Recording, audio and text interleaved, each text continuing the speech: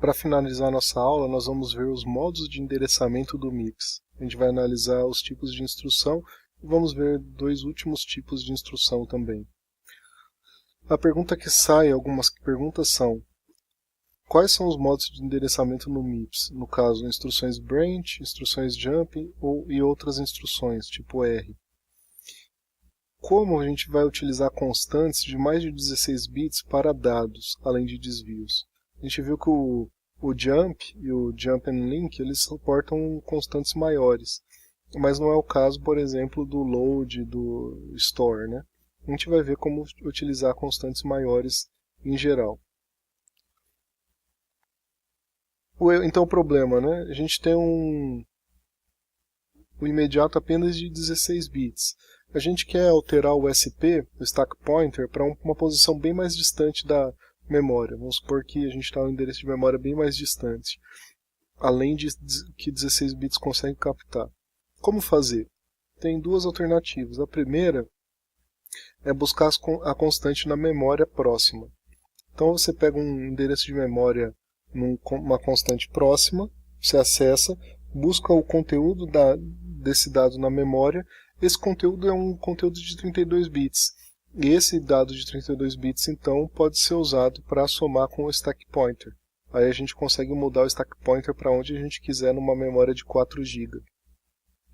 O problema é que esse tipo de alteração é muito lento. Toda vez que você for mudar o stack, você tem que acessar mais uma vez a memória, demora muito.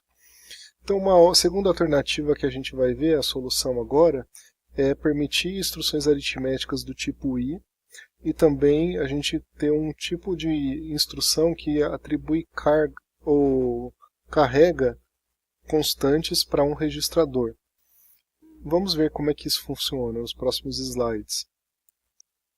Primeiro, a instrução do tipo I. Isso daqui é o que todo aluno queria ver desde o começo dos slides, né?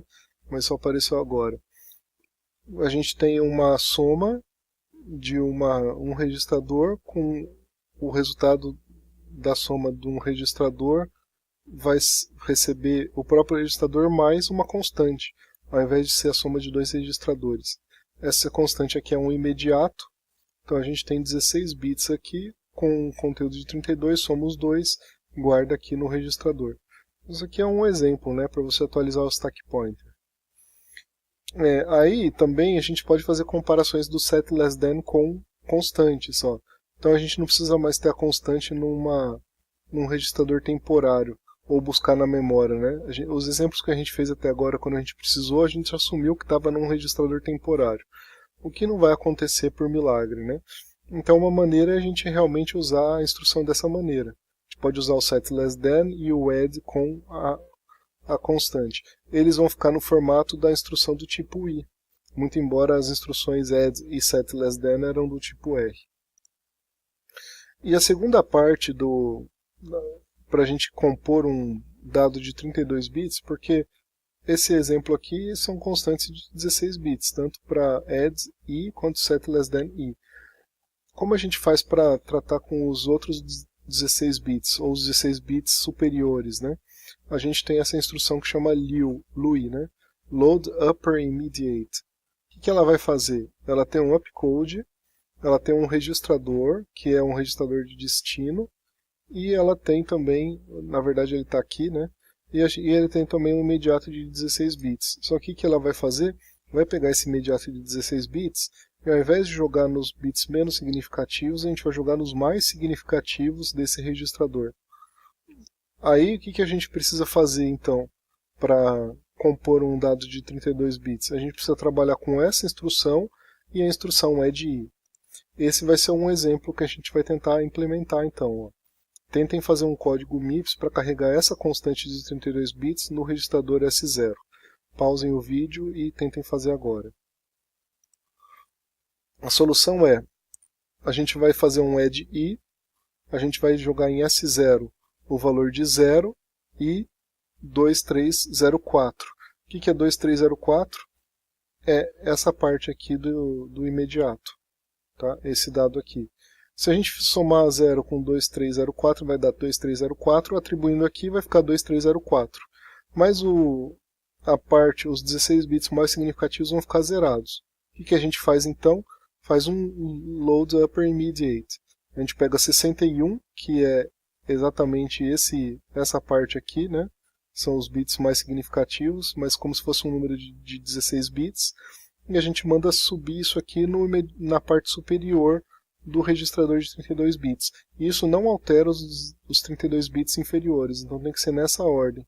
Add I com LUI, a gente faz então cria uma constante de 32 bits artificialmente sem acessar a memória, que vai ficar mais rápido.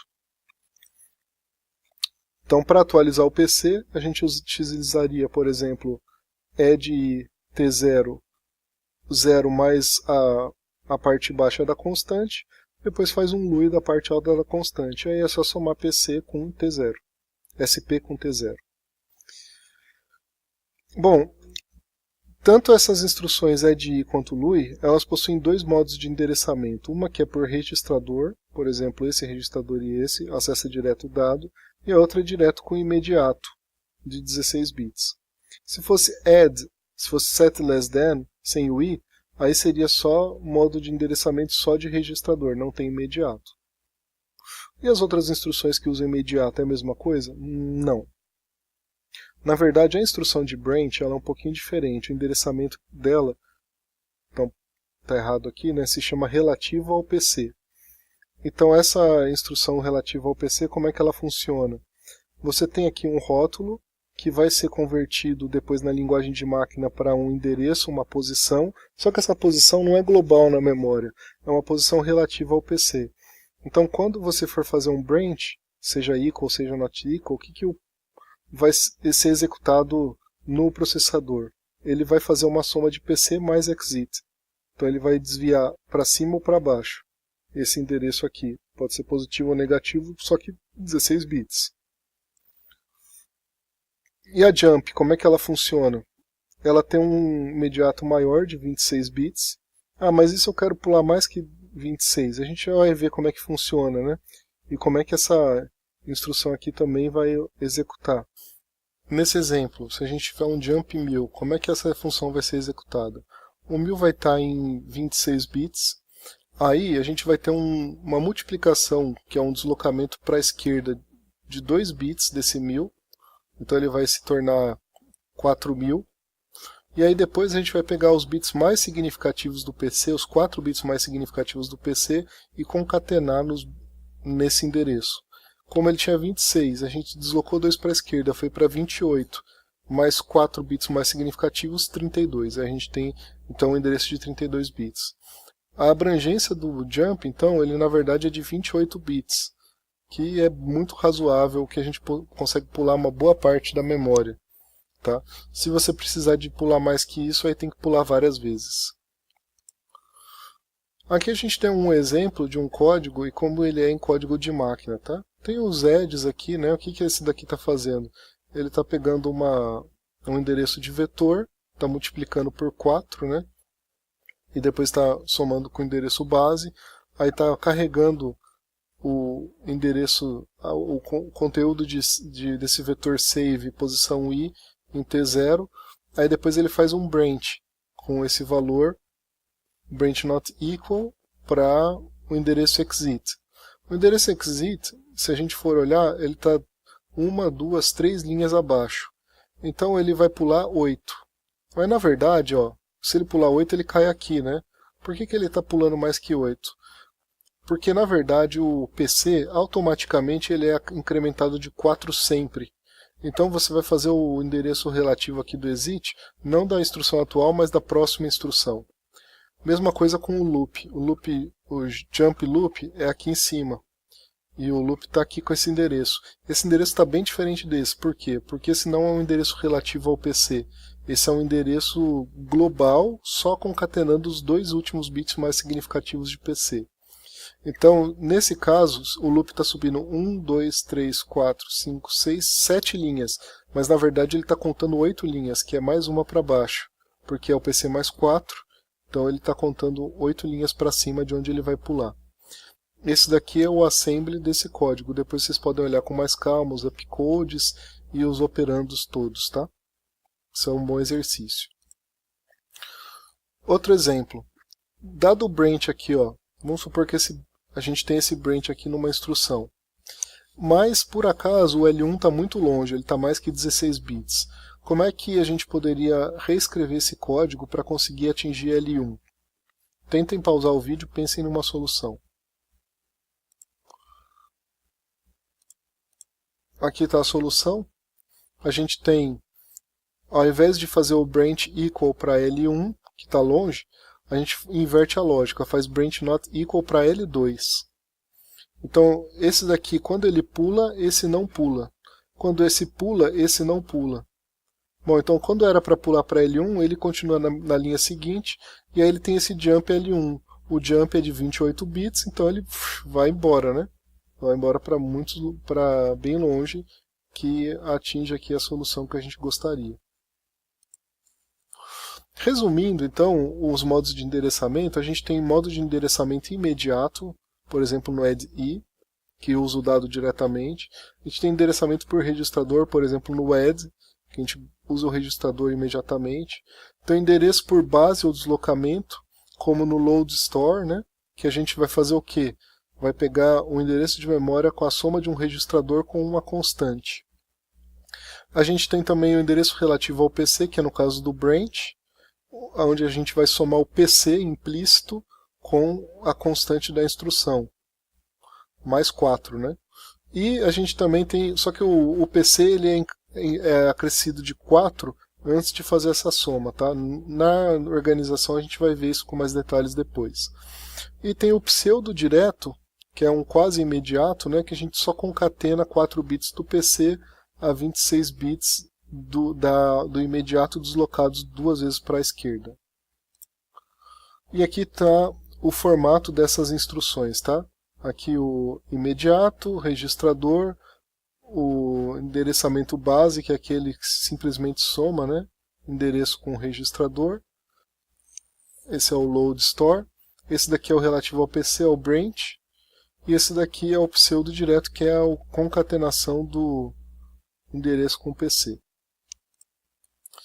Aqui um resumão, então, agora incorporando o último tipo de instrução, que é a instrução do tipo jump, no formato de instruções em código de máquina, né, eles vão ficar assim. E aqui está o resumão de tudo que a gente viu das instruções assembly, né. A gente tem aqui o add-i, que a gente acrescentou, a gente tem o load e store byte, né, que são duas instruções para trabalhar com bytes ao invés de palavras. A gente não viu o exemplo disso, mas é possível manipular dados de menos do que 32 bits na memória. A gente viu o load upper immediate, esse aqui a gente fez uma implementação. E o que as instruções de branch realmente fazem, né? Que é soma PC mais 4 mais 100, por exemplo, não só PC mais 100, se for 25 esse endereço aqui. Mesma coisa, set less than immediate, a gente viu também uma implementação.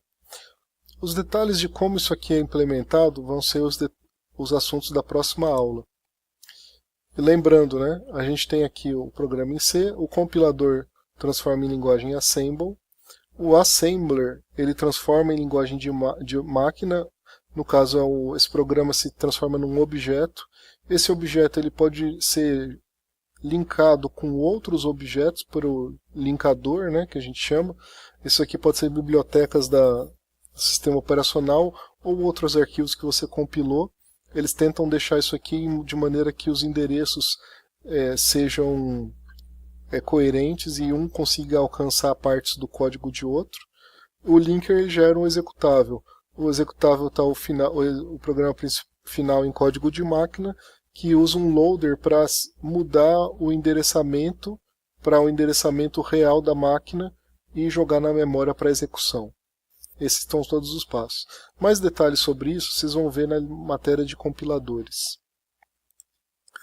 E aqui está o resumão dos registradores que a gente usa, né? O stack pointer, aí a gente tem aqui o global pointer, que ele marca o final dos dados estáticos.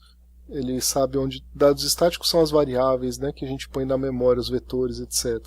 Aqui o programa, o PC marca o início do programa. e aqui a pilha e a memória dinâmica. A memória dinâmica são alocações de memória, malloc, etc., que a gente faz, né? Isso daí a gente não vai ver nessa disciplina. E aqui a pilha que a gente estava usando para guardar registradores na hora de acessar dados, etc. Enfim, então a gente viu todos os passos aqui da arquitetura MIPS. Próxima aula vai ser a organização desse computador, desse processador.